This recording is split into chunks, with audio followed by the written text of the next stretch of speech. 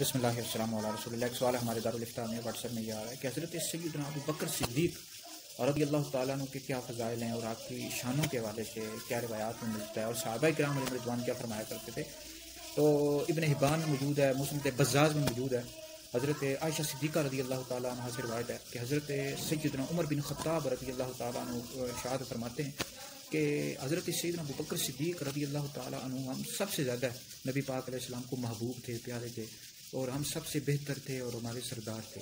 اور فرمایا کہ مردوں میں سب سے پہلے اسلام لانے والے حضرت سیدنا ابو بکر صدیق رضی اللہ تعالیٰ عنہ ہیں.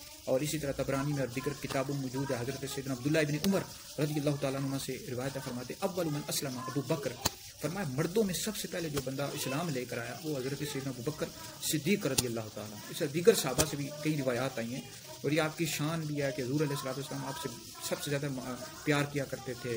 تو آپ دنیا میں بھی پہلے خلیفہ بنے ہیں، حضور علیہ السلام کے یار غار بھی ہیں، یار مزار بھی ہیں، آپ کی بے شمار شانیں ہیں. مردوں میں سب سے پہلے اسلام لانے والے حضرت سیدنا ابو بکر صدیق رضی اللہ تعالیٰ عنہ.